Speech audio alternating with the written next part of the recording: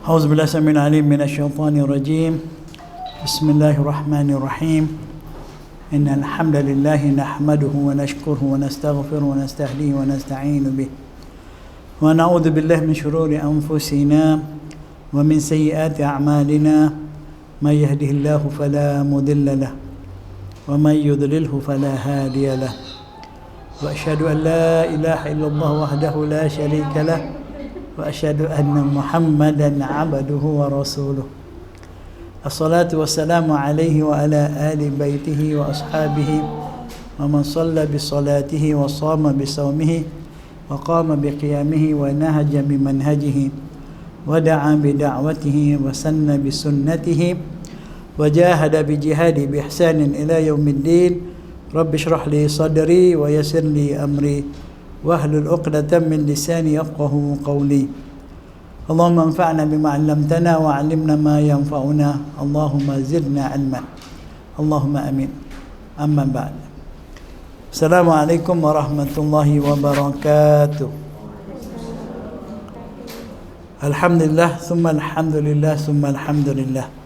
Segala pujian, segala kesanjungan, segala ketaatan dan kepatuhan hanya layak dan milik bagi Allah Subhanahu wa taala.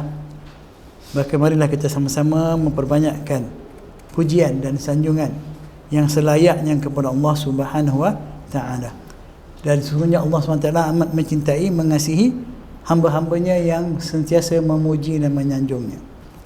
Tak susah kita nak jadi hamba yang terbaik. Ya, di sisi Allah Taala, hamba yang dicintai. Puji dia, sanjung dia, sebab hanya dia yang layak dipuji, disanjung. Okey, baik. Dan kita juga sebagai tanda memuji Allah dan mengagungkannya, marilah kita sama-sama bersyukur kepada Allah SWT atas setiap limpahan, kurniaan, pemberian dan anugerahnya pada kita yang tak terhitung banyaknya. Tak akan tahu berapa jumlahnya dia bagi. Nak dikira pun tak ada alat. Ya, wa in ta'uddu ni'matallahi la tuhsuha. Kalau kamu nak menghitung berapa jumlah apa yang Allah nikmat Allah beri kepada kamu, kamu tak akan tahu jumlahnya berapa. Terlalu banyak. Jadi kita boleh kira jumlah hujan. Ada alat nak kira jumlah hujan. Hujan tu tebal ke nipis ke, boleh kira. Itu salah satu daripada nikmat rahmat Allah. Manusia boleh kira. Tapi nak tahu berapa jumlah semua yang Allah dah beri pada kita, memang tak ada alat nak kira. Dan memang pun kita tak akan dapatlah melakukan satu amalan yang boleh membalas segala rahmat dan kasih sayang Allah. Tak boleh kita buat sebab kita hamba. Kita memang akan bergantung berharap pada dia. Dan Allah pun tak suruh. Allah bukan minta apa-apa daripada kita. Dia minta kita jadi hamba dia je. Dia sentiasa ingat, taat dan patuh pada dia. Dia tak minta apa-apa pun. Bahkan dia yang bagi pada kita segala-galanya. Dan dia kita buat baik dengan apa yang dia bagi, dia bagi pula kita lagi, tambah lagi. Kita macam hidup rumah orang. Hidup rumah orang, sewa rumah kita yang menyewa, tapi tuan rumah bayar. Kan? Kita datang berdua, sewa, dia bayar. Dapat anak seorang, dia buatkan bilik pula, dia belikan katil pula, tambah pula. Dapat anak 2 orang, dia tambahnya lagi. Akhirnya 3 orang kata, kecil rumah ni, kau pilih rumah lain, aku bayar sewa lain pula. Siap lagi. Begitulah Allah dengan kita sebenarnya. Dia tak pernah kurangkan sesuatu pun pemberian daripada kita. Kita dia rasa macam takutlah anak ramai nanti tak cukup. Anak ramai nanti kita ni tak mampu nak besarkan macam mana. Kita tak takut. Sedangkan setiap orang ada rezeki dia. Setiap yang lahir ni, setiap manusia ni sudah ada rezeki dia. Tidak ada siapa yang akan mati kecuali dah cukup rezeki yang Allah tetapkan untuk dia. Kalau hari ni kita mati, maknanya setakat tu rezeki aku. Habis. Tak akan terlebih, tak akan terkurang. Sebab Allah Maha Adil. Tapi kita tak yakin benda tu, kita takut. Belum apa-apa lagi, macam mana ni saya nak mati, macam mana besok susah gitu begini. Padahal yang kita dapat tu memang apa yang betul-betul cukup untuk kita. Wallahu a'lam bisawab. Itu sebagai mukadimah. Dan pada pertemuan yang lepas, minggu lepas, kita telah mula membaca buku ni, Al-Wara'. Kita dah tahu apa itu wara'. Dan kita dah tengok perkara pertama yang berkaitan dengan wara', iaitu akhlak. Akhlak yang mulia. Dan moga kita benar-benar faham tentang kepentingan dan kemuliaan keperluan akhlak ni. Khususnya kita orang Islam lah. Cara yang paling baik untuk kita melakukan kebaikan pada orang ialah berakhlak baik dengan mereka. Kalau kita dengan orang, kita tak mampu nak bantu dia, nak tolong dia, tak mampu, tapi bermulialah, berakhlak mulialah dengan dia, kata-kata yang baik pada dia. Jangan buat sesuatu yang menyusahkan dia, menyakiti dia. Itu pun dipanggil sedekah juga. Sedekah, kita dah bersedekah dengan senyuman kita pada dia, satu sedekah. Kata-kata baik, qaulun ma'rufun, qaulun thayyibun, kata yang baik itu juga sedekah. Jadi sebenarnya Islam ni mudah sangat. Kita je kadang kata, Allah, hai, aku ni susah betul nak buat baik, aku ni tak pandai, aku tak kaya, aku tak gitu, aku tak sihat. Padahal semua orang boleh buat kebaikan. Semua orang boleh buat sedekah. Taib. Itu kena baca dalam buku dan buku bersedekah tak ada. Ada tu buku kecil tu. Taib. Mari kita tengok perkara kedua pula dia kata di sini. Satu, dua, dekat buku surat kedua ni. Sukar mempelajari ilmu dan malas beribadah berpunca dari kemaksiatan. Kenapa sukar sangat kita nak belajar ni, nak datang majlis ilmu, nak belajar? Kenapa kita malas sangat nak beribadah? Apa sebabnya? Jawapannya ada kat tajuk tu. Semuanya berpunca daripada maksiat yang kita buat, kemaksiatan. Dia tak boleh. Dia bila kita ada buat perkara maksiat yang merupakan kederhakaan kepada Allah. Tu bahasa kita lah. Maksiat ni derhaka, kedurjanaan, melanggar peraturan, ketetapan Allah tu maksiat, kecil ataupun besar. Maksiat daripada asa ya'si. Asa ya'si, orang yang menderhakai Allah dan Rasulnya, maksiat tu melanggar perintahnya. Bila kita ada buat dosa dan kita tak bertaubat daripada dosa tersebut, ada buat maksiat, tak tinggalkan maksiat tersebut kerana Allah, maka apakah kesan pertamanya? Kita malas nak belajar, tak ada semangat nak belajar, tak ada kekuatan. Orang sekarang ni kata tak ada motivasi. Nak datang kelas tu, ya Allah, macam-macam ujian dia. Masih baik hujan berhenti hari ni. Kalau tidak, kata Alhamdulillah hujan lagi ni. Bukan sinilah orang lain. Senang ada alasan, kata hujan macam nak pergi. Dah lah tukar dewan jadi jauh, kata dia. Dulu dekat sikit, ini jauh. Macam-macam lah timbul. Dia soal macam-macam. Bukan di sini, ni cerita orang lain ni. Alhamdulillah hari ni ramai. Ini dah jadi kuliah muslimat dah ni. Kan? Okay? Jadi memang besar ujian dia. Bukan saja orang yang belajar, yang nak mengajar ni pun banyak ujian dia. Kalau nak ikut hati malas, sejuk-sejuk ni baik tidur. Kan? Jadi alhamdulillah kita tidak macam tu. Kalau kita boleh datang ke majlis ilmu dan kita boleh istiqamah, ambil istifadah, ambil manfaat daripadanya, insya-Allah bermakna hati kita tu bersih, insya-Allah. Taklah bersih macam malaikat. Kita manusia, adalah dosa, tapi tidaklah sampai boleh menghalang kita untuk terus menuntut ilmu agar kita dapat memahami kesalahan kita, kesilapan kita, dan kita mengetahui benda yang betul dan benar, dan kita dapat perbetulkan balik, islah balik, memperelokkan balik segala perbuatan dan perkataan kita. Jadi itu bendanya. Maksiat itu apa? Apa saja bentuk penderhakaan kepada Allah, yang zahir ataupun yang batin. Ada maksiat yang zahir nampak. Okey? Ada maksiat dalam jiwa dan hati. Hasad, dengki, apa lagi? Ujub, riak dan sebagainya. Dia ada zahir dan batin. Yang batin ni nampaklah.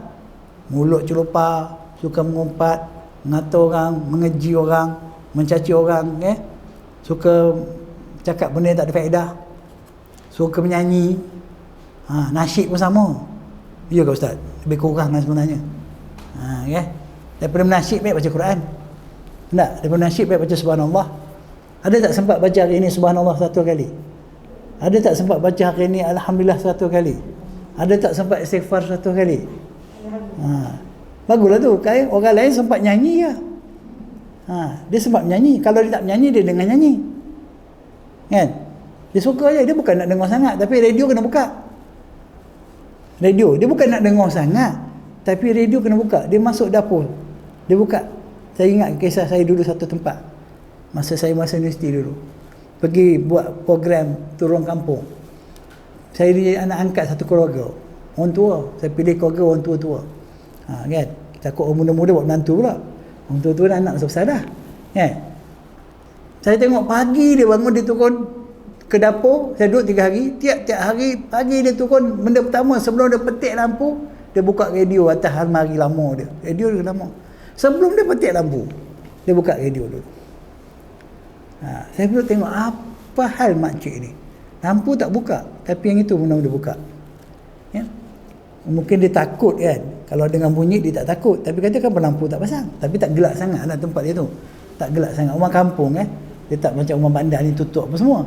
Jadi dia kan memang dah ada atas semua tak tutup tu. Jadi akhirnya saya tanya dia. Kan, tanya dia, makcik apa hal ni? Tiap hari saya tengok first kali makcik buat lepas turun ke dapur ni, lepas bilik dia semayang apa semua, dia akan buka radio. Dia kata tak tahu, dah biasa dah. Kalau tak buat tu maknanya ada sampai wrong kat dia. Bukan dia dengar pun lagu, tapi dah jadi kebiasaan. Saya kata alangkah baik kalau makcik tiap-tiap hari pasal lagu, pasal Al-Quran. Boleh jadi hafizah dah kot.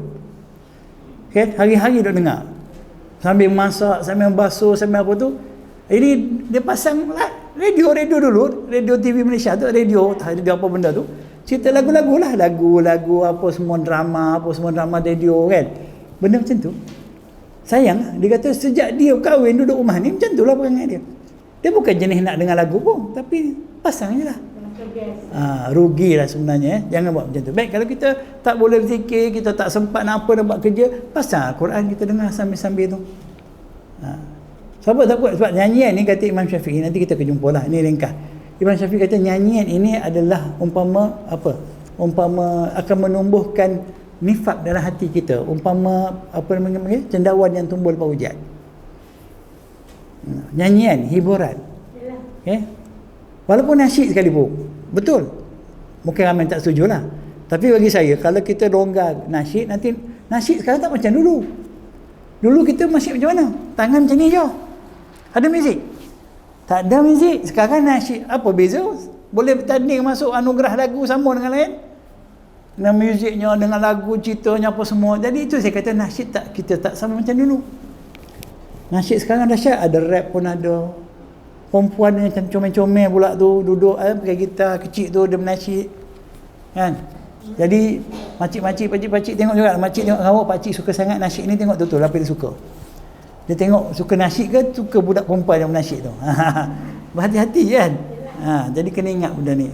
Okey, baik. Jadi maksiat, apa saja bentuk maksiat, kecil atau besar, dia akan menyebabkan kita malas nak belajar.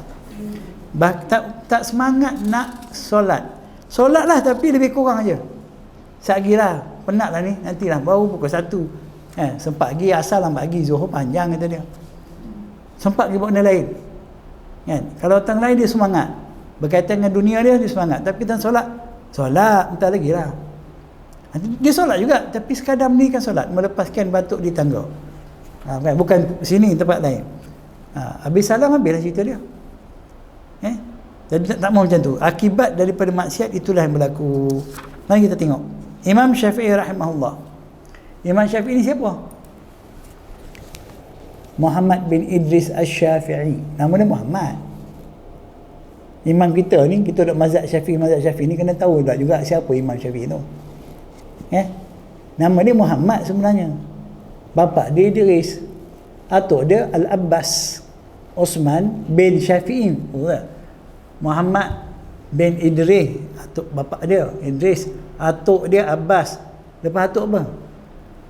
Onyang dia Osman. Atas pada onyang tu baru Syafi'i.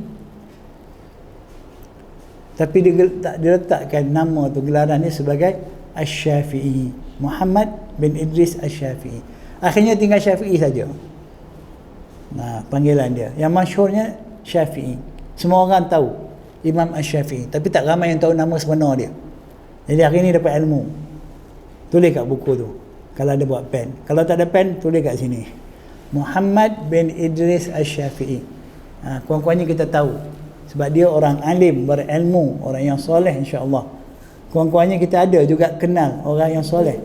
Moga-moga besok di akhirat kita berdapat juga kebaikan kerana berkawan dengan orang yang soleh. Muhammad bin Idris Asy-Syafi'i. Ambil pendek tu, Muhammad bin Idris Asy-Syafi'i. Dia lahir tahun 150 Hijrah. 50 Hijrah. Tahun itu juga Imam Abu Hanifah 150. Dia lahir tahun 150 Hijrah. Pada tahun yang sama Imam Abu Hanifah meninggal dunia. Okey, dia lahir tahun 150 Hijrah. 6. Wafat pada tahun 204 Hijrah. Lebih kurang dia hidup dalam 54 tahun. Meninggal tahun 150 Hijrah. Lahir 150 Hijrah, meninggal tahun 204 Hijrah. Lebih kurang 54 tahun. Umur dia tu panjang lagi sebenarnya. Walaupun dia dah meninggal. Dia hidup lagi hari ni. Ilmu dia, nama dia, orang tak berhenti-berhenti sebut. Ini kelebihan orang berilmu. Orang berilmu ni yang mati jasad dia, tapi manfaat daripada dia, kebaikan daripada dia tak mati, berterusan, dan dia akan mendapat pahala yang berterusan kerana dia asbab orang lain dapat ilmu yang bermanfaat untuk agama pula tu. Kalau untuk dunia pun, makan minum pun, ilmu makan minum yang kita ajar anak-anak kita masak untuk anak suami anak-anak dia, semua dapat pahala kat kita, tak rugi, dapat. Jangan kata kita ajar anak kita cuci kain, dia pula pandai cuci kain. Kita ajar anak kita bercakap baik lembut, dia bercakap dengan suami dia anak-anak lembut, pahala kita dapat, tak rugi. Apatah lagi ajar ilmu agama. Kita sebagai mak bapak dah patutnya jadi guru untuk anak-anak, sepatutnya. Tapi bukanlah sekarang ni semua mak bapak yang boleh mengajar. Maksudnya dia pun tak tahu agama, dia pun tak belajar agama, dia pun dah tak ingat dah. Sibuk je kerja nak cari makan minum untuk anak. Tapi sebenarnya tanggungjawab untuk ilmu ni, mendidik anak-anak, tanggungjawab mak bapak sebenar-benarnya lah. Tak apa itu kemudian. Jadi itulah dia. Dia lahir di Palestin. Tu tanah kelahiran dia. Kemudian dia pergi ke Mekah. Selepas daripada Iraq, dia pergi Mekah. Dia pergi Mekah belajar dengan Imam Malik rahimahullah. Mazhab Malik tu kan, Maliki tu, tok guru dia. Sebelum dia jumpa Imam Malik, dia dah hafal dah kitab Imam Malik Al-Muwatta. Tu riwayatnya, kisah dia. Banyaklah kisah dia, tapi ada juga kisah yang tak betul. Orang ni kalau terlalu nak memuja sangat, sahabat dia ciptanya cerita-cerita yang tak betul. Apatah lagi dulu masalah asabiyah, fanatik pada mazhab. Pengikut-pengikut Imam Abu Hanifah ni, mereka yang ta'assub dengan Abu Hanifah, bukan Abu Hanifah, bukan Imam, pengikut-pengikut. Orang kita panggil sekarang ni macai tu. Dia orang ni suka memburukkan imam lain, dah hanya mengaku imam dia. Antara yang masyhur kisah ni, oleh kerana tahun Imam Abu Hanifah ni, dia meninggal tahun 150, tahun kelahiran Imam Syafi'i. Dia kata Imam Syafi'i ni punya menakut sampai tak mau lahir kecuali selepas matinya Imam Abu Hanifah. Begitu sekali cerita, padahal tak ada kena-mengena pun. Tak ada kena-mengena sekalipun. Macam tu cerita. Yang suka Imam Abu Hanifah ni cakap 40 tahun Abu Hanifah solat hanya dengan satu wuduk. Boleh percaya? Ada ustaz-ustaz kita cakap macam tu. Dia cakap lah, dia main cakap. Betul tak betul dia tak kira, logik tak logik. Kata tak kisah, ini orang besar, wali Allah, dan wali Allah pun dia manusia. Betul tak? 40 tahun tak kencing, tak berak. Dia ada isteri, ada anak. Macam mana? Macam mana tak batal wuduk dia? Kebal sangat ke? Tapi orang cakap, bila Tok Guru serban besar pakai selempang pula tu, dia cakap, orang yang dengar semua, dahsyatnya. Ini wali Allah, kata dia. Tak ada. Nabi pun ambil wuduk. Nabi pun batal wuduk. Kita belajar daripada Nabi. Apa-apa yang membatalkan wuduk. Kalau layak lah kata ambil wuduk semua hidup sekali, Nabi lah layaknya. Betul tak? Dia manusia yang paling maksum, paling terpelihara. Tapi bukanlah kita mengecilkan Imam Abu Hanifah, tapi tak munasabah lah cerita macam tu. Tak munasabah. Jadi itu saya kata, saya ingatkan lepas kan, kita nak belajar pun kena perhati guru kita. Kadang-kadang guru-guru kita ni suka bercerita. Dia ni golongan jenis qasas, suka jadi penglipu lara. Buat apanya? Sebab memang kita pun suka cerita macam tu. Kita belajar pun nak tengok benda yang pelik-pelik, ajaib-ajaib, baru rasa semangat, dahsyat ni. Kan? Itulah masalahnya. Itu lebih kurang saya ringkas. Dia keturunan Quraisy. Keturunan dia tu sambung pada datuk bapa saudara Nabi Muhammad, Abu Talib. Sebab dia panggil Asy-Syafi'i Al-Quraisy. Min Ahlil Bait katanya. Kan? Dia ada keturunan, memang adalah keturunan dia tu. Dia seorang yang mahir dalam ilmu fiqh dan hadis. Mahir dalam berbagai bidang ilmu. Okay? Dan Imam Ahmad yang kita mazhab Hanbali tu anak murid dia. Okay. Jadi itulah nak cerita pasal Imam Syafi'i. Sebab apa? Sebab nombor 3 ni ada sebut pasal Imam Syafi'i rahimahullah pernah berkata, syakautu ila waki'in su'a hifzi fa arsyadani ila tarkil ma'asi wa akhbarani bi anna al-ilma nurun wa nurullahi la yuhda li'asi. Okay? Apa itu? Ini bukan hadis ni, bukan hadis. Jangan anggap ini hadis. Ini bukan asar juga. Ini hanya kata guru kepada Imam Asy-Syafi'i. Waqi' ni dia kenal anak murid dia. Dia kenal Imam Syafi'i seorang yang baik. Dia kenal. Okay? Memang dia kenal. Tapi dia kena cakap yang betul. Bila disoal, dia kena jawab betul. Dia boleh jawab je, Muhammad, aku kenal kau budak baik. Engkau rajin banyak. Engkau dah hafal kitab banyak. Apa yang kau nak mengadu kat aku lagi? Tapi dia jawab soalan yang memberi manfaat untuk semua, bukan saja untuk Muhammad bin Syafi'i, tapi untuk semua. Apa jawapan dia? Dia kata, aku pernah mengadu pada Waqi', ni kata Imam Syafi'i, tentang buruknya hafalan aku. Dia hafal Quran umur berapa tahun? 10 tahun ke 7 tahun ke 10 tahun. Umur 15 tahun dah boleh berceramah bagi fatwa. Apa kurang hafalan dia? Kitab Imam Malik, kitab Muwatta', kitab hadis tu dia hafal dulu sebelum jumpa guru dia. Tapi dia masih lagi rasa diri dia rendah, tundukkan diri dia. Dia takut kan ada apa yang salah silapnya. Dia mengadu dekat guru dia Waqi'. Maka apa jawab guru dia? Dia kata fa arsyadani, maka dia menasihatkan aku, kata Imam Syafi'i. Guru aku menasihatkan aku ila tarkil ma'asi, supaya aku meninggalkan maksiat. Tapi Imam Syafi'i bukanlah orang yang buat maksiat. Tapi dia bermakna dia tidak ada salah silap. Dia manusia macam kita. Tapi dia nak buat maksiat dalam bentuk menderhaka Allah Ta'ala dalam perkara yang telah jelas dan terang, tidak mustahil. Tapi tak mustahil sebagai manusia ada kesilapan dan kekurangan. Sebab kita manusia. Kecuali Muhammad SAW. Dia tidak maksum. Kita ahli sunnah wal jamaah sepakat. Imam-imam kita, tok guru kita, semua tidak maksum. Yang maksum hanya Nabi dan Rasul. Tapi kalau Syiah, dia kata semua imam dia, imam 12, ada 12 imam yang dia orang hebat, 12 imam yang ke-12 tu dah meninggal, dia kata tak meninggal, dia masuk ke menyorok di alam barzah, katanya untuk kembali keluar balik. Di Saradib katanya istilah dia. Dia kata semua imam dia maksum macam para anbiya. Bahkan ada yang mendakwa lebih mulia daripada para nabi. Ingat, kan nombor 12 ni jangan duk percaya sangat. Kadang-kadang orang salah kata semua 12. Dia kata semua 12. Nama Muhammad berapa huruf? Rabiul Awal 12 huruf. Muhammad bin Abdullah 12 huruf. Abu Bakar As-Siddiq 12 huruf. Umar bin Al-Khattab 12 huruf. Osman bin Affan. Rupa-rupanya dia nak bagi buat 12 kepada imam 12 tu. Syiah punya cerita. Sanggup dia buat macam tu, dia kira satu-satu. Padahal tak disuruh pun. Agama kita bukan nombor, bukan jual nombor. Tak? Jadi akhirnya tu, rupanya ini memang orang Syiah yang buat. Kan? Orang kita yang tak faham tu, dahsyat ni. Semua 12, besok beli kereta pun nombor 12. Nak dapat anak pun tak mau 12. Kan? Ini cerita dia. Dia kata, fa arsyadani, maka dia bimbing aku, dia nasihatkan aku supaya aku meninggalkan maksiat. Wa akhbarani, dan guru aku ceritakan padaku bahawasanya ilmu itu cahaya. Ilmu tu nurun, cahaya. Jangan ingat lampu dia bercahaya, matahari bulan bercahaya. Ilmu tu sendiri sifatnya nur, sebab kejahilan, kebodohan itu kegelapan. Okay?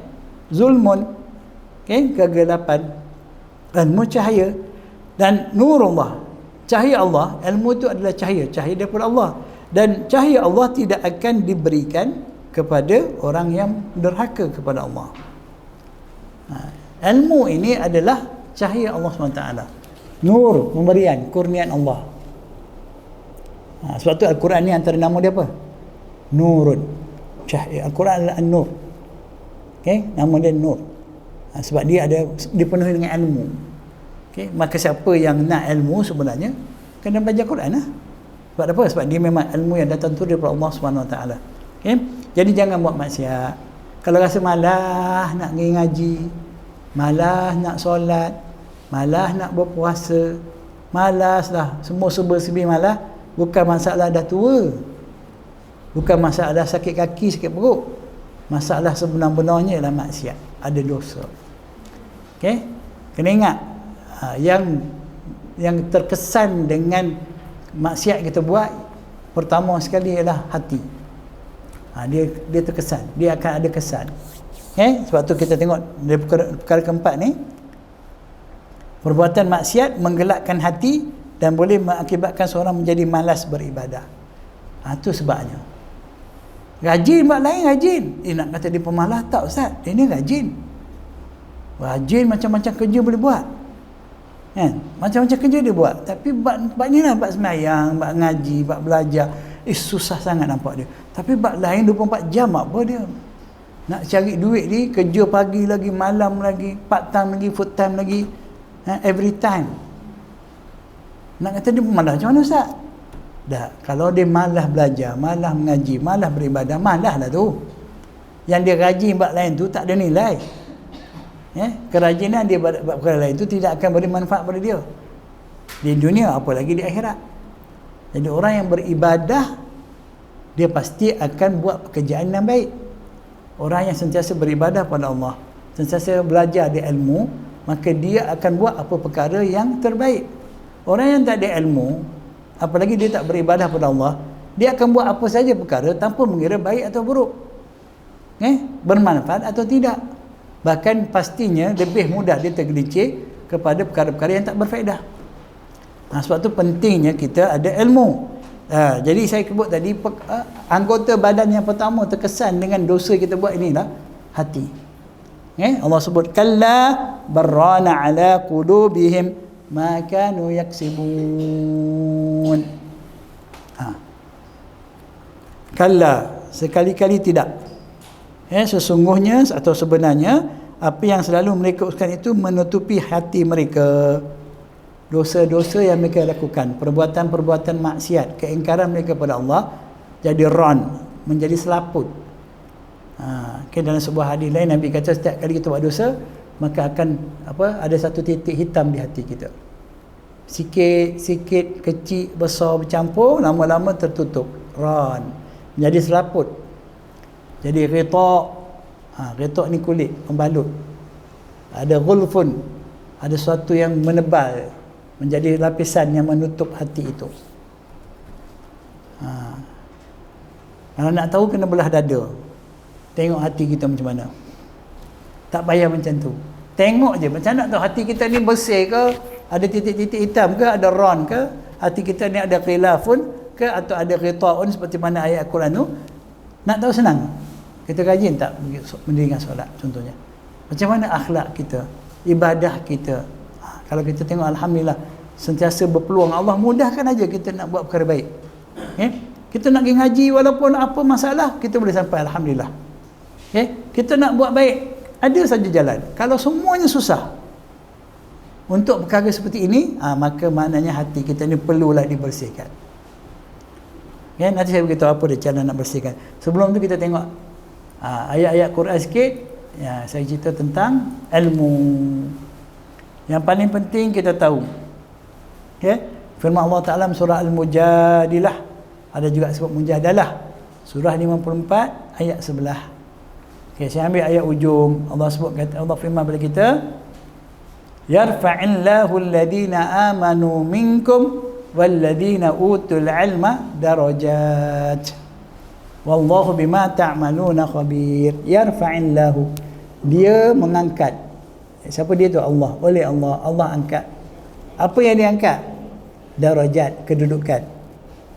Allah angkat kedudukan kita, bukan jadi biasa-biasa. Kita menjadi seorang yang ada kedudukan di sisi Allah. Ingat cerita darajat ni bukan untuk di dunia, bukan di antara kita. Kalau aku belajar nanti aku jadi pandai, semua orang nak tahu aku ni pandai, nanti mesti aku dapat kedudukan yang tinggi. Salah. Bukan itu disuruh. Bahkan kalau orang yang buat belajar satu ilmu yang sepatutnya dia belajar kerana Allah, tapi dia belajar supaya dia dipanggil pandai, supaya dia boleh lawan orang yang bodoh dan sebagainya, bau syurga pun tak dapat. Jangan salah faham. Jadi ayat ni cerita darjat apa? Darjat di sisi Allah. Allah yang angkat dan nilaiannya di sisi dia. Kita bukan belajar supaya untuk orang, untuk dipuji, disanjung, untuk mendapat habuan duniawi, tapi belajar kerana Allah. Jadi kalau begitu yang berlaku, Allah akan angkat darjat. Siapa yang Allah angkat ni? Alladzina amanu, orang-orang yang beriman. Pastilah orang beriman Allah angkat kan. Orang beriman ni siapa? Kena baca Quran lah. Siapa orang beriman? Kan kena baca ayat lain. Innamal mu'minuna alladzina amanu billahi wa rasulihi, kemudian thumma lam yartabu, panjang lagi ayat. Innamal mu'minuna alladzina idza dzukira Allah wajilat qulubuhum. Betul? Ada lagi ayat. Qad aflahal mu'minun. Siapa lagi? Alladzina hum. Banyak ayat. Itu sebab kita sentiasa kena belajar Quran. Kalau pun kita baca hari-hari Quran, alhamdulillah, tapi kalau tak faham, tak tahulah apa benda ya. Sebab tu penting belajar. Dah tua dah ustaz, otak tak kecekap. Tak apa, belajar bukan pasal tua atau muda. Belajar bukan sebab otak kita cerdik tak cerdik. Tak, belajar untuk dapat hidayah. Yang bagi hidayah bukan otak kita. Bukan otak kita yang bagi hidayah pada kita. Bukannya umur kita, usia kita bagi hidayah pada kita. Yang bagi hidayah siapa? Allah. Ini masalah kita. Dia rasa kalau nak jadi pandai kena muda balik. Otak kena kerja. Mana boleh ustaz, saya anak ramai, cucu cicit dan nak belajar macam mana? Nah, apa kena benda tu? Kalau betul-betul kita tahu pentingnya ilmu, supaya kita ada kedudukan di sisi Allah Ta'ala, pasti kita akan belajar. Sebab apa? Sebab kita bukan nak jadi pandai. Masalah hari ni kita suruh anak kita pun macam tu. Belajarlah rajin-rajin biar pandai nak. Oi, kalau kau tak pandai, hina kita ni Orang tak pandang kita. Kita dah ajar dia benda tak betul. Kita dah ajar dia belajar kerana makhluk, bukan kerana Allah. Sedangkan ilmu ni tidak boleh tuntut kecuali kerana Allah. Itu yang kita buat salah tu. Besok anak kita jadi pandai, kita yang suhati. Payah ustaz, budak-budak semangat tegur tak boleh. Diorang pandai sangat dah. Mentang-mentang kita tak masuk universiti, diorang masuk universiti, diorang serba tahu. Kita tak ditegur langsung. Inilah hasil kita. Kita yang nak mereka jadi pandai. Orang jadi pandai belum tentu buat kebaikan. Tapi orang yang dah dapat petunjuk Allah Ta'ala, yang ada di atas hidayah Allah Ta'ala, dia pasti akan buat baik. Ini silat didikan. Mak bapak kita lah. Yang kita risau anak kita tak pandai kat sekolah, tak lulus periksa. Malu kat orang, anak orang lain pandai, anak aku tak pandai. Sebenarnya tak penting benda tu. Allah ni maha adil. Masalah pandai tak pandai ni masalah orang putih kata subjektif. Benda tak boleh nak kita nak tetapkan. Bukan kita boleh tentukan aku nak lahir anak ini 90% pandai, yang ni tak boleh. Benda tu di luar kuasa kita, di luar kawalan kita. Tapi Allah akan beri hidayah pada semua orang. Bila Allah bagi hidayah pada siapa pun, orang sakit pun boleh buat baik. Orang sakit pun boleh solat. Ada orang sihat tak dapat hidayah, dia tak solat. Orang cacat datang ke masjid. Orang yang tak ada cacat tak pergi masjid. Orang buta hafal Quran, yang celik hafal lagu.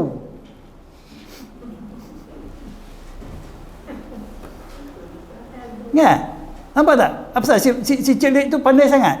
Si buta tu bodoh? Dah, bukan masalah pandai bodoh, hidayah. Hidayah Allah Ta'ala. Itu kata bezanya. Kita ni diajarkan jadi pandai, jadi pandai, jadi pandai. Akhirnya memandailah kita. Memandai sungguh budak-budak zaman sekarang ni, pandai sungguh, licik. Iyalah sebab kita itu yang kita nak. Allah tak jaga kita dah, Allah lepas kita. Kamu bertuhan sangat dengan pandai tu. Hebat sangat rasa pandai. Kalau setakat pandai orang kafir pun pandai. Tu apa bezanya? Baik kita tak payah semayang macam orang kafir. Orang kafir tak semayang pun pandai juga pasal isteri. Beza kita bukan nak pandai. Kita nak petunjuk hidayah Allah. Sebab dengan hidayah, petunjuk Allah ni lah, kita akan jadi manusia yang paling baik. Selamat daripada segala kejahatan, keburukan. Daripada perbuatan kita sendiri ataupun daripada perbuatan kita pada orang lain. Dan Allah akan redha pada kita. Dia selamatkan kita dari apa jua kejahatan. Dia akan jadi pelindung kita. Balik pada iman tadilah. Cerita pada iman. Yarfa'illahu alladhina amanu minkum. Siapa lagi? Walladhina utul ilma. Dan orang-orang yang dikurniakan ilmu. Allah angkat darjat. Orang beriman dan yang dikurniakan ilmu. Mereka ni darjat mereka paling tinggi. Jadi kita ni nak jadi macam tu lah. Kita nak anak-anak kita, kalau tak dan dah anak dah besar, cucu-cucu kita, doakan. Tak mustahil. Doakan pada mereka. Jangan kita anggap, ustaz, tak apalah ustaz, saya pun dulu masa muda-muda memang tak belajar. Yalah, kerja nak cari makan, dah tua baru belajar. Besok anak saya macam tu juga. Boleh gitu? Confirm. Ada buat perjanjian dengan Allah ke anak kita tua nanti dia akan belajar? Macam kita. Kita pun tak fikir macam mana boleh belajar sekarang. Dulu tak ada masa nak belajar. Sekarang alhamdulillah. Untung sebab kita masih anak kita dan ke jadi tua macam kita. Ada jaminan? Ada jaminan ke anak kita confirm akan tua macam kita juga? Atau dia tua lagi, teruk lagi, belum tua lagi dah macam-macam sakit dia ada? Kan? Macam-macam masalah dia ada. Jadi ini yang jadi kita angan-angan. Syaitan ni selalu bagi angan-angan. Tak apalah ustaz, budak-budak lagi. Saya pun dulu macam tu juga. Dulu saya pun nakal, dah malas tak belajar apa semua. Tak apa, dah tua-tua ni baru saya belajar, alhamdulillah, kata dia. Mana boleh kita biarkan. Kita kena peringat, kita tak tahu mereka adakah sempat bertaubat, adakah Allah akan buka hati mereka untuk bertaubat. Kalau terlalu banyak dosa mereka buat sehingga tertutup hati mereka dengan ron tadi, macam mana mereka nak belajar? Dan kita akan bertanggungjawab depan Allah besok, sebab kita yang membiarkan benda ni. Nauzubillah min zalik. Jadi ingat, orang-orang yang beriman dan Allah angkat dan berikan ilmu, maka ingat Allah akan mereka darajat yang tinggi. Saya suka sebut utul ilma. Utul ilma ni mana? Diberikan. Kalau anak-anak murid ni kita tanya macam mana terjemah, dia kata yang diberikan, bukan mereka yang mencari mendapat ilmu. Allah yang beri ilmu. Hari ni kita rasa kita nak pandai kena belajar rajin-rajin. Betul lah, nak pandai rajin. Tapi bukan belajar rajin-rajin nak pandai. Kita belajar rajin-rajin supaya Allah bagi hidayah ilmunya pada kita, bagi cahaya kepada kita. Bukan orang yang rajin itulah kata mesti jadi pandai. Tidak. Tak apa, yang penting kita usaha untuk mendapat hidayah daripada Allah. Ada orang dia tak boleh rajin sangat belajar, dia ada benda lain nak buat, kesian dia. Ada orang tak payah belajar banyak pun, dia memang otak dia memang Allah bagi cerdik. Dia tengok buku je dia faham, dia masuk kelas dia faham. Ada orang tu rajin usaha macam-macam, tak faham, tak dulu periksa juga, kesian kat dia. Suatu bukan itu ukuran dia. Allah nak tengok kita usaha. Orang yang berusaha akan diberikan. Siapa yang tak berusaha, Allah tak akan berikan. Dan Allah tengok macam mana cara kita berusaha. Kalau cara itu cara betul, baru Allah bagi kebaikan dia berusaha kita. Kalau cara tak betul, tunggulah kemurkaan aku dan azab aku pada kamu. Itu cara Allah nilai kita. Bukan cara pencapaian kita. Kita takkan dapat benda yang sama. Semua orang belajar tapi tak sama. Berapa orang satu kelas dulu kita? 40 orang satu kelas. Semua orang belajar, guru yang sama. Adakah kita dapat benda yang sama? Tak. Takkan semua orang dapat nombor 1 dalam kelas? Ada gitu? Ada nombor 1, ada nombor corok 40. Kita kat mana selalu? Tengok apa yang dapat nombor 1 tu sekarang. Adakah semua yang dapat nombor 1 tu hidup senang enak? Tidak juga. Macam aku juga, kata dia. Kan? Nasib baik aku tak pernah lelah macam dia tu. Nak kejar nombor 1. Kalau sekat nombor 1 macam kau ni, hidup macam aku juga, tak payahlah. Nampak tak? Kan? Jadi bukan itu matlamatnya. Kita nak dapatkan darajat di sisi Allah Ta'ala. Orang yang beriman dan diberikan ilmu, Allah angkat darajat dia. Allah yang bagi pada dia ilmu itu untuk meningkatkan kemuliaan dia. Allah pelihara dia dengan ilmu itu. Dia tahu benda yang baik, dia buat yang baik. Dia tahu benda yang buruk, dia buat yang buruk dengan pertolongan daripada Allah. Taufik daripada Allah Ta'ala. Ramai juga orang yang tahu benda baik tapi dia tak buat juga. Ramai orang tahu benda yang tak baik tapi berebut dia buat. Ini sebab apa? Sebab tak dapat petunjuk daripada Allah Subhanahu Wa Ta'ala. Okey.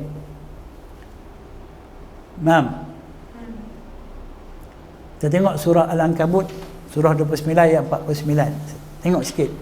Lajunya masa. Bal huwa ayatun bayyinatun fi suduril ladina utul ilm. Wa ma yajhadu bi ayatina illa adh-dhalimun. Dalam buku tak ada. Saya tambah ni, jangan duk cari ayat dan tukuh dalam Quran dah. Okey. Dalam Quran surah Al-Ankabut surah 29 ayat 49. Bahkan huwa Al-Quran itu. Al-Quran itu apa dia? Ayatun bayyinat. Itu yang kata nur tu Al-Quran ni. Dia adalah tanda-tanda yang jelas, ayat-ayat Allah yang jelas. Okey. Fi suduril ladina utul ilma. Di dalam dada orang-orang yang Allah berikan ilmu. Al-Quran ni bila kita faham, dia akan meresap masuk dalam hati kita. Okey, meresap masuk hati kita. Okey. Wa ma yajhadu bi ayatina, dan tidak adalah orang yang mengingkari ayat-ayat kami kecuali dia zalim. Saya nak bagi tahunya, ilmu ini bukan apa yang kita boleh simpan kat sini, khususnya Al-Quran. Ilmu ini apa yang dapat kita letak di hati kita, sehingga kita faham dan kita nampak, dan dia akan menjadi asbab untuk semua anggota badan kita yang lain beramal dengan ilmu tersebut.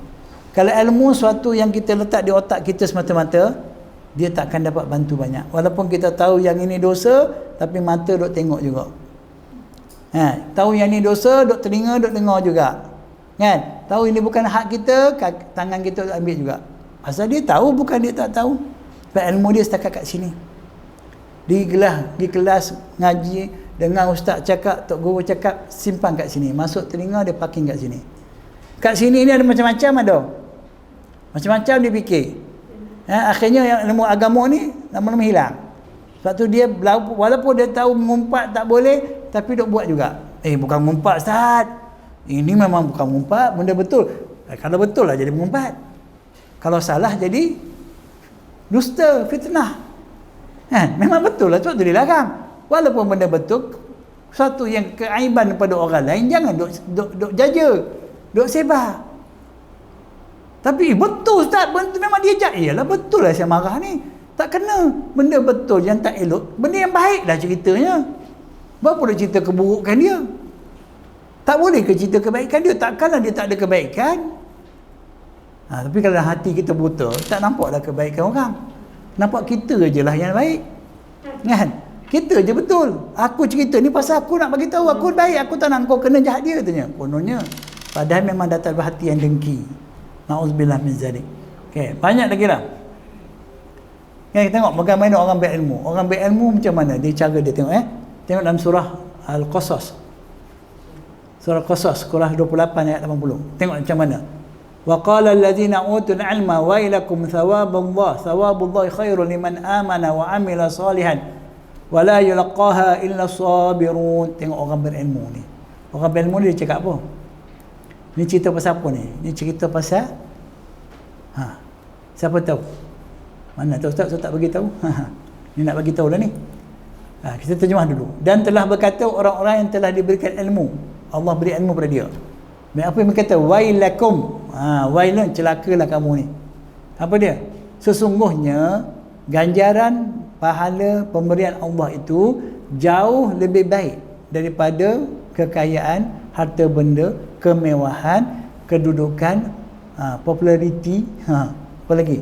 Selebriti, apa lagi? Macam-macam T. Lebih baik kalau orang yang ada ilmu yang Allah bagi, dia tahu bahawa yang itu tak ada apa-apa pun. Yang lebih penting, lebih baik ialah ganjaran yang Allah beri kepada siapa? Liman amana, kepada orang yang beriman.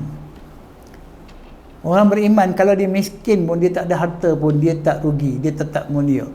Sebab itulah benda yang paling istimewa, paling berharga, iaitu iman, hidayah kepada keimanan yang Allah beri pada dia. Kalau kita ada harta banyak, sebanyak harta Qarun dan Fir'aun, adakah kita beruntung? Tak. Walaupun Fir'aun, Qarun kaya hebat, tapi dia rugi sebab dia tak dapat hidayah keimanan. Liman amana wa amila salihah, dan kepada siapa yang beramal soleh. Bila Allah bagi hidayah, kita boleh beramal soleh, kita buat benda baik. Walaupun kita tak ada duit banyak, tak ada harta, kita jauh lebih baik daripada orang yang ada harta tapi tak boleh buat benda baik. Hartanya digunakan untuk perkara yang derhaka kepada Allah, membinasakan diri dia sendiri. Wala yulqaha, dan tidak akan dapat pahala-pahala, ganjaran-ganjaran yang lebih baik itu illa sabirun, kecuali orang yang sabar. Orang yang berilmu lah dia boleh sabar. Orang tak ilmu dia tak boleh sabar. Orang yang tahu benda yang baik, yang buruk, mereka lah boleh sabar. Orang yang tak tahu ni, dia tak akan sabar. Jadi ini sebahagian daripada ayat-ayat lah yang kita nak share. Banyak lagi sebenarnya ayat. Dia tengok satu-satu ada je ayat. Pasal banyak perkataan ilmu dalam Quran. Yang paling penting, ingat apa yang Allah sebut, wattaqullah wa yu'allimukumullah. Bertakwalah kepada Allah, sentiasalah bertakwa kepada Allah, dan Allah akan mengajar ilmu pada kamu. Ilmu yang Allah ajar melalui kalamnya Al-Quran dan melalui hadis Nabi, itu ilmu yang terbaik. Ilmu yang berkaitan dengan Al-Quran dan hadis Nabi, yang berkaitan agama kita, itu ilmu yang paling penting.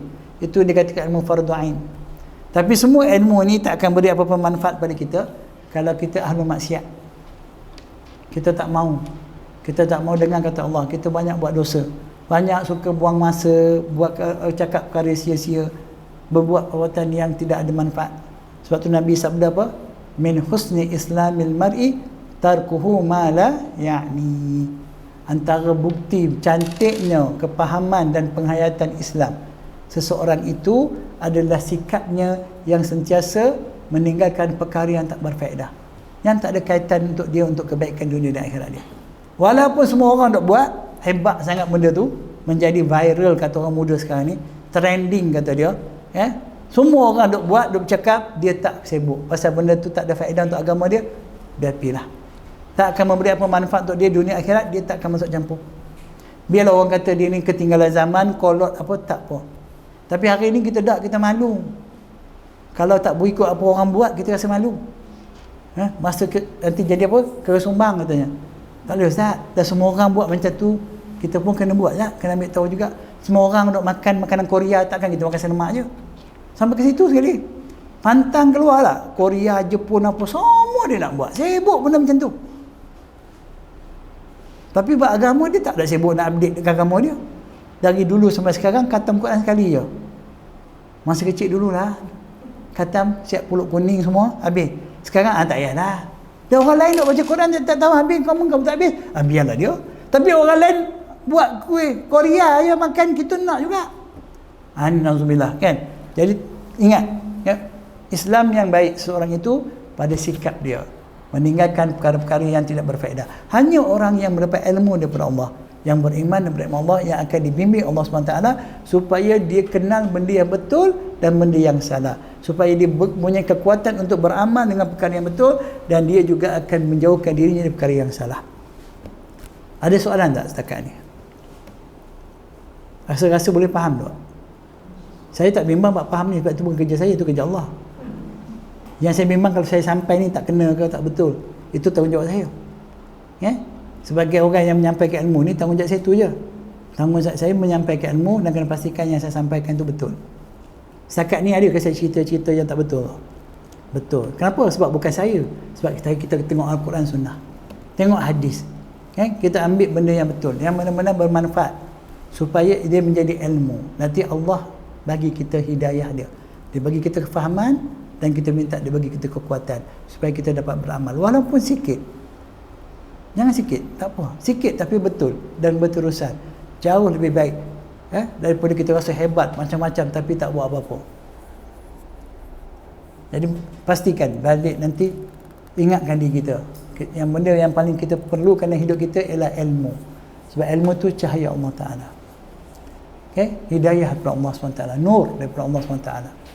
Tanpa ilmu, tanpa petunjuk daripada Allah Ta'ala, kita tak akan dapat hidup dalam keadaan yang baik dalam semua perkara.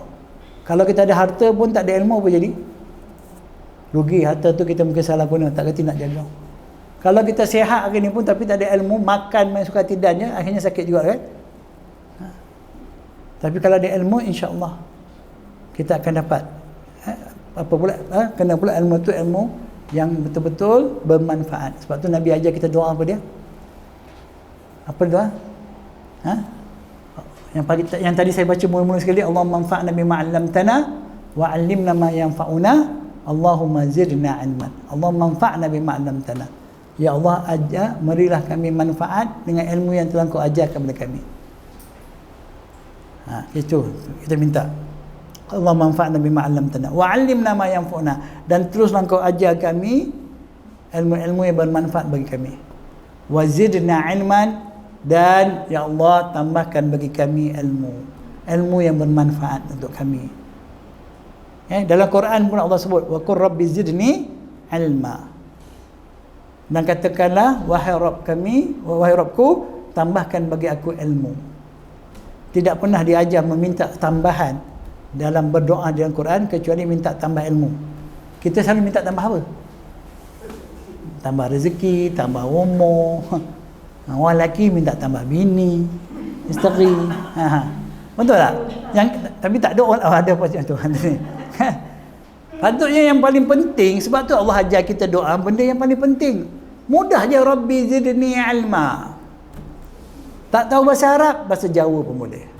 Bahasa Banjar pun boleh. Ya Allah, bantulah, tambahkanlah ilmu yang bermanfaat untuk aku. Kan? Lama ni aku hidup juga, tapi ilmu aku bukan ilmu yang bermanfaat. Ilmu sekadar aku hidup. Macam juga orang lain, bahkan makhluk lain pun macam aku juga. Ayam itik pun dia tahu makan minum. Tahu? Dia tahu kalau sakit nak buat apa. Ayam itik aku pun tahu itu pun. Itu je yang aku tahu. Sama macam mereka. Jadi aku tak nak jadi mereka sebab aku manusia, ya Allah. Tambahkan ilmu yang bermanfaat pada aku supaya aku jadi manusia, ya, yang ada darajat, ada kedudukan di sisi engkau. Bukan di sisi manusia. Saya ingat balik, jangan belajar pasal nak dianggap pandai di kalangan manusia. Jangan belajar untuk mendapat habuan duniawi. Jangan sekali-sekali. Dan itu yang kita dah buat selama ni. Kita dah cakap mak anak kita pun kita didik mereka cakap supaya belajar jadi pandai, jadi orang terkenal. Kalau kau tak belajar masuk institut, macam mana kau hidup susah, orang tak pandang kita. Kan? Padahal benda tu sudah realiti hari ni, kita tahu dah. Walaupun anak kita luar universiti belum tentu hidup senang. Kerja tak dapat juga. Kita yang tak universiti pun kita berjaya membesarkan dia dah. Ya? Alhamdulillah dengan izin Allah. Kita tak masuk universiti ni pun kita boleh juga membesarkan dia, bagi makan minum kat dia. Dia belum tentu dah ada universiti, dah keluar pun kita duk bagi lagi kat dia. Dia main minta kat kita lagi. Bukan tuan-tuan dan perempuan dan orang lain. Padahal dia belajar tinggi daripada kita. Jadi bukan itu tujuannya. Sebab tu kita selalu susah bila kita lari daripada niat. Innamal a'malu binniyat. Betul kan? Setiap amal tu berdasarkan niat kita. Kalau betul niat kita kena cara dia, maka Allah akan beri kebaikan yang terlalu banyak. Jika niat saja betul, cara tak betul, salah tak? Niat betul lah, nak ilmu, tapi cara dapat ilmu tu macam mana? Atau niatnya tak betul, walaupun caranya betul. Buat benda yang betul tapi niatnya lain tujuannya. Rosak. Jadi sebab tu pentingnya ilmu. Dan kita haraplah program ilmu ini akan dapat diteruskan. Jadi sebagai tanda kita bersyukur pada Allah Ta'ala dengan peluang Allah begini, kaji-kajilah datang. Okay? Jangan jemu-jemu datang, tak apa. Nak ikut waktu yang kita nak memang payahlah, saya minta maaf lah. Nak kata pukul 11 pagi nak buat kelas, orang yang menganjurkan ni dia ada juga dia punya program dia. Kan? Kami dah fikir banyak dah. Nak buat pukul 11 banyak halangan dia. Buat pukul 11 pun nanti ada orang kata saya tak ada masak lah kalau macam tu, suami saya tak makan dah pula. Sebagainya, anak saya balik sekolah tak apa semua gitu. Kalau kita buat pukul 2.30 pun kata ustaz kenapa tak pukul pagi pula 2.30. Tapi kena alasan ni, kenapa banyak alasan? Dah tahu hari ni. Kenapa banyak alasan? Sebab banyak maksiat. Kan? Banyak maksiat. Hati kita jadi berat. Juga semoga setakat ni lah. Okay? Cukup lah yang ini ya, puan. Ya, setakat ni saja insya-Allah puan-puan. Apa yang kita kongsikan semoga bermanfaat. Insya-Allah pada pertemuan akan datang kita tengok perkara kelima dan keenam. Menyuruh kepada kebaikan dan mencegah kemungkaran. Itu salah satu sifat wara'. Orang yang wara' dia akan berusaha menyeru manusia kepada kebaikan dan mencegah daripada kemungkaran. Jadi yang benar, yang betul itu penyerah daripada Allah SWT yang maha bijaksana lagi maha mengetahui. Yang salah dan silap itu atas kelemahan saya sendiri. Saya mohon maaf atas kelemahan tersebut. Wabillahi taufiq wal hidayah. Assalamualaikum warahmatullahi wabarakatuh.